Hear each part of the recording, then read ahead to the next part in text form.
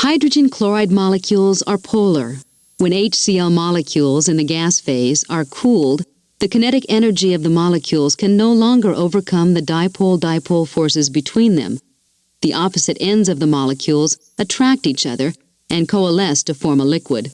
Dipole-dipole forces is the second of our intermolecular forces. And dipole-dipole means you've got something polar interact with something else that's polar. And this is an example of HCl. So Cl is much more electronegative than hydrogen. So chloride is the negative side and hydrogen is the positive side. And when two HCl's come together, the negative part of the chloride, there we go, and the positive part of a second HCl make a bond, all right? And this little ... dash line in the middle, that's the intermolecular force. That is the dipole-dipole intermolecular force. And this force is really helpful because normally HCl is a gas, but it can be turned into a liquid. It will only turn into a liquid if those intermolecular forces start kicking in and keeping the HCl molecules together. So instead of wandering around randomly, you can then form the intermolecular forces which turn the gas into a liquid. A lot of times you have to, of course, cool it down, all right? You have to lower the kinetic energy of the molecules to make the intermolecular forces kick in. Dipole-dipole forces are pretty strong, all right? I would argue they're not as strong as ion dipole, but they are very important. And all dipole-dipole interactions involve two polar species. So so there are quite a few examples of polar species. It's a good thing to remember. Here's an interesting effect of the dipole-dipole force. And there's essentially a series, two compounds here in brown, and there's also two compounds below in green, all right? And compare the brown ones to the green ones here, all right? So what I mean by that is N2 and CO. When it comes to boiling, all right, there's basically two factors that affect boiling points. One of them is going to be this molar mass, like how many grams per mole, because boiling is kind of like taking a molecule and throwing it into the air. And if the molecule is light, that will be an easy process, but obviously if it's a big molecule, that's going to be harder to do. And in N2 and CO, you can see the molar masses are identical, all right? So the boiling points, -196 versus -192, there should be no interaction with the mass here, all right? It's not the mass which is doing it. And the difference between those boiling points is attributed to the fact that CO is polar. Oxygen pulls differently than carbon. In nitrogen, the nitrogen pulls the same as the other nitrogen. Nitrogen N2 is nonpolar, so you don't have the dipole-dipole force. But when CO comes in contact with other COs, you do have the dipole-dipole force. So if you're going to turn liquid or solid CO into a gas, you have to overcome the intermolecular forces. And you can see it takes 4 degrees of temperature more to make CO boil than it does N2. And again, if this was just molar mass base, you would think that those boiling points would be the same. But because CO is polar, it has the dipole-dipole force, makes it a little bit harder to boil. You see that also in the next two examples. Bromine and iodine monochloride are both about the same molar mass, all right? 160 versus 162.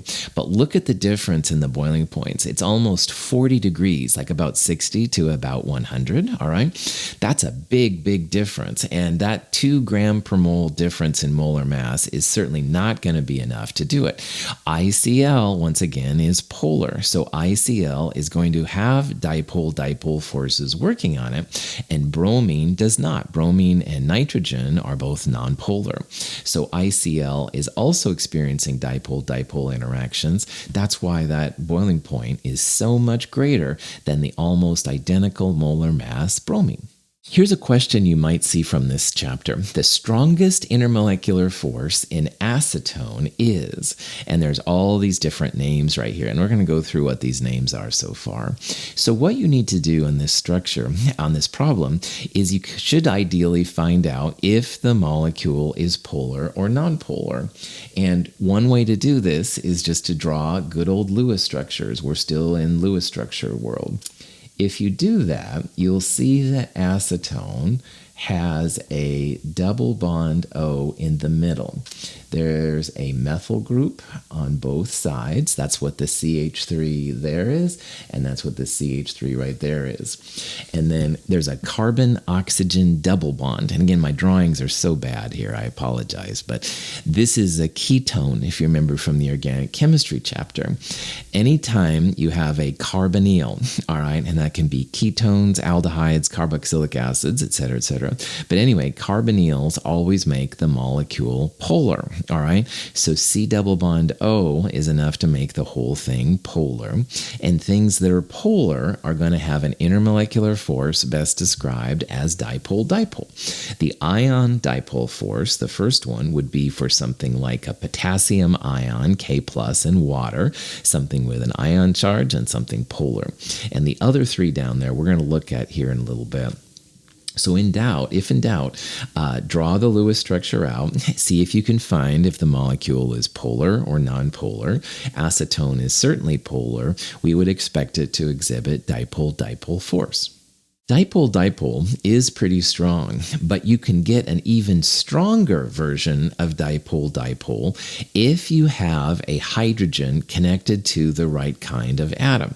So there in the little picture, there's an X and an H, and a Y and an H. So if X and Y are the right kind of atoms, you get like a supercharged version of dipole-dipole, which is even stronger. If the X and Y are nitrogens, oxygens, or fluorines, you end up with what's called hydrogen bonding. And hydrogen bonding, again, is like a supercharged dipole-dipole. It's many orders, I would argue, of magnitude larger than a regular dipole-dipole force. So hydrogen bonding is going to definitely affect boiling points, melting points, and stuff like that. And we'll see some examples of it. On the right-hand side are some examples of hydrogen bonding. The top one is pretty important. That's two water molecules interacting with each other. So notice that here's the hydrogen. It's connected to an oxygen, i.e. it's NO or F. The oxygen is also one of the NOs and Fs. So this is prime hydrogen bonding material. Water exhibits very strong, we're going to see hydrogen bonding. The next one down is ammonia. So hydrogen is connected to nitrogen, one of the magic three, and another ammonia comes in, pretty strong. But you don't have to have water to water or ammonia to ammonia. Here's an example of ammonia and water, and that's another hydrogen bonded species, and the bottom one is too. So there's lots of different interactions that are possible. Because fluorine can only handle one bond, the only example of fluorine involved with hydrogen bonding will be an HF, hydrogen monofluoride, or hydrofluoric acid, depending on what it's in. But HF is definitely a possibility. Most of the hydrogen bonding things are for oxygens with hydrogens, i.e. alcohols and groups like that. You can also have nitrogens with hydrogens, and those are amines, if you remember in the organic chemistry chapter. Here's a question you might see. Which of the following should exhibit hydrogen bonding in the liquid state? The liquid state is important because only liquids and solids for Chem 220, Chem 223 will have intermolecular forces. The gas form of any of these would not have hydrogen bonding. They wouldn't have any of the intermolecular forces at all. So if you go through this list, well, here's good old HF, which is the only fluorine version. fluorine connected to a hydrogen, that's absolutely going to have intermolecular forces. Remember, you have to have hydrogen connected to nitrogen, oxygen, or fluorine. So that's the only time. Now, the second one, C2H4, there are hydrogens, but the hydrogens are connected to carbons. That compound is ethene, if you remember from organic chemistry, but hydrogen isn't connected to N, O, or F. So B is not going to be one of the possibilities. Now, C is where the structure, the Lewis structure, is very important. You do have oxygen, which is one of the three big ones, N or F, and you have hydrogens. But C is an ether. It's a methyl group, CH3, connected to an oxygen and then connected to another methyl group. You have a carbon-oxygen-carbon linkage when you draw out the molecule. And again, you have to have oxygen connected to hydrogen to make hydrogen bonds possible. So drawing out the structure of C, you're going to find that's not it. Again, you're going to have a carbon, oxygen, carbon in this molecule, and you have to have oxygen connected to the hydrogen directly to have hydrogen bonds. The last one, methanol, you definitely do have the OH. That's what you need for a hydrogen bond. Again, you need to have fluorine connected to hydrogen as an A. You have to have oxygen connected to hydrogen or nitrogen connected to hydrogen. So A and D are both good answers. There's going to be more than one that has hydrogen bonding. And again, the liquid state or solid state is important because those are the ones that are going to have these intermolecular forces. And hydrogen bonding is one of the intermolecular forces. It's a special version of dipole-dipole, and it only works again for N, O, and F. Ice is held together as a solid by hydrogen bonds. When ice melts to liquid water, the regular, relatively open structure of ice collapses. Liquid water can be more efficiently packed and denser than ice. Water has all kinds of interesting phenomena due to hydrogen bonding. And one of the most interesting things is shown in the graph right there. The lower part there is solid water, ice, and the upper kind of curved part right there, that's liquid water. And they feel that the strong intermolecular forces in the solid ice, all right, and remember solids are usually stronger intermolecular forces than liquids, it actually keeps the water molecules at bay, keeps them at very rigid areas. So you melt the ice, all right, and then the water forms, and you don't have as strong as intermolecular forces, so the liquid molecules actually get closer to each other. And that creates this really bizarre break in the density. You can see that ice is not the smaller density, and then water on the top is the bigger density. A result of this is that if you put an ice cube in water, it floats. And that may not seem like a big deal to you. You're like, oh yeah, whatever, Russell, that's really interesting. But this is actually one of the few substances that has a solid able to float on liquid, all right, i.e. the solid density is actually smaller than the liquid density. So the smaller density things go to the top and the bigger density things goes on the bottom. Most elements and compounds, the solid density is greater. So the solid compounds would sink in the liquid version of the same substance. Water is definitely unique. Not unique, there's a couple examples, but man, it's very, very rare to have this kind of phenomena. So next time you plop an ice cube in your liquid water, think, whoa, because that's really what you should do. It's really wild how it happens. A plot of the boiling points of the group 6A hydrogen compounds shows a trend. Based on this trend, we would expect the boiling point of water to be here. In reality, H2O's boiling point is much higher. This is a consequence of water's stronger hydrogen bonds. This graph also kind of gives me the chills. It's kind of cool. So let me explain to you here why I'm kind of freaking out a little bit. But anyway, this shows group 6A, which are called the chalcogens. It shows different combinations of each of the first four chalcogens with hydrogen. So H2Te would be tellurium in the middle, H2Se, H2S, and then H2O, of course, we'll talk about in a little bit. all of these compounds, the central atom, the group 6A nonmetal, it has two lone pairs. So they're all tetrahedral bent, all right? They're all polar. But like we talked about earlier, if you're going to boil something, it comes down to two factors. It comes down to the molar mass, like how heavy they are, because it's kind of like throwing it in the air, all right? And it comes down to the intermolecular forces. So if you look at just H2TE, H2SE, and H2S, you definitely see like a curved trend, all right? And that's because TE is a lot heavier than, say, H2S, the sulfur, and so H2TE is going to take more energy to push in the air to make it boil than H2S. So you would expect in this video then that water would be like down here, maybe minus 100. And again, this is a boiling point, all right? But as we all know, since we live with water all the time, water is anything but minus 100. It's more like up here at positive 100. That's where it boils. And this is not what you would expect based on the trends of other group 6A nonmetals. And the difference here for water that makes it so special, even higher boiling point than H2TE, which is a lot heavier, by the way, are the hydrogen bonds, all right? The hydrogen bonds keep the water together a lot more, and it's much, much more difficult to make the water boil than it is H2S, H2SE, and H2TE. The other three, H2S, H2SE, and H2TE, they all have regular dipole-dipole force, and that's a strong force in and of itself, absolutely.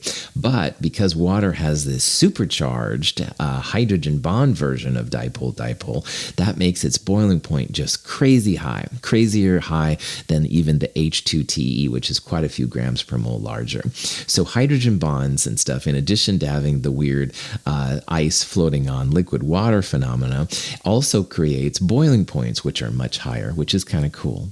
Here are other examples of the effect of hydrogen bonding. So the top one up here, here's water, all right? And like we saw in the last version, water is a lot higher boiling point than H2TE, even though the molar mass of water is much, much, much less than H2TE. But remember, it's not just oxygen that does hydrogen bond. It's also fluorine and nitrogen. So here are the corresponding hydrogen halides. So HI is pretty high, and HBr a little less because it's not the same molar mass, HCl, but then bam, HF quite a bit higher. And again, that's the result of hydrogen bonds. HF holds on to other HF molecules a lot better than HCl, HBr, or HI. The other one right here, this is ammonia, another hydrogen bond, and you can compare it to the antimony trihydride, arsenic trihydride, phosphorus trihydride, ammonia, again, a lot higher. However, when it comes to group 4, all right, which does not exhibit hydrogen bonding, then you do see kind of this downward trend. Tin, germanium, silicon, and carbon are all group 4A, and carbon, unlike nitrogen, fluorine, and oxygen above it, does not have hydrogen bonding. So these have just normal kind of downward slope. You can see that more or less it's kind of like a line, which is what you would expect normally. So hydrogen bonding, pretty important when it comes to molecules. DNA is composed of two sugar phosphate chains that are oriented in opposite directions. This orientation permits complementary base pairs to be connected by hydrogen bonds.